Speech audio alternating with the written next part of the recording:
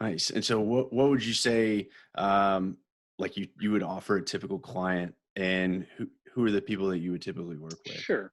So we typically work with, not always with larger water users, but those tend to be the people that we work with quite a bit. So we work with food companies, pharmaceutical companies, energy companies, people that have, utility water, which would be boilers, cooling towers, food processing, some wastewater stuff, reclaimed water, laboratory DI water. And really what we do is we act, at least we try to act in the customer's best interest.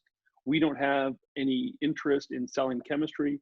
We don't have any interest in selling equipment. What we're trying to do really is asset protection. So we're trying to make sure that the assets they've purchased are being protected on a long-term scale, and we're trying to do that as cost efficiently and safely as possible. So we're looking for technologies that are, maybe a little bit out of the mainstream, but have a good scientific backing behind them. So Hmm. those are technologies where, you know, we can reduce water usage, for example. And if we know that if we can reduce water usage, that chemistry usage follows. So we don't use nearly as much chemistry. So those two things go hand in hand. And the same with energy. So we can also decrease energy usage at the same time. And we're doing all that while we're following performance metrics. So a performance metric is something that either we've defined or an outside group has defined, that is something that you should follow and try to meet to hit a metric, right? So for example, if you're trying to prevent corrosion in the system, right, there are corrosion rate metrics that we can follow. So we measure corrosion rates. And if those corrosion rates were to go up, we wouldn't take the appropriate action to lower those corrosion rates. Same with biology, right? So if there's biology metrics and how many bacteria can be per milliliter, what type of bacteria can be in there present per milliliter.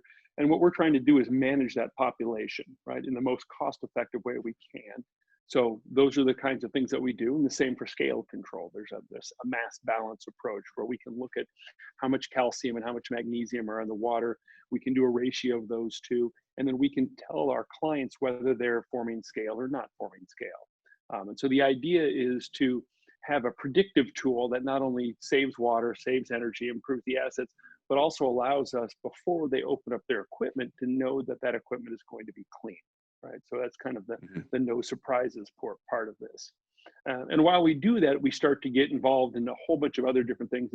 It's a very broad topic, and what happens is you end up starting to get into metallurgy, and people start to buy heat exchangers, and then the heat exchanger fails, and they ask you questions about, why did this heat exchanger fail? And so then we have to get into that water and understand what there was in the water. Was it a chloride issue? Was it a stress cracking? Did we pick the wrong metallurgy?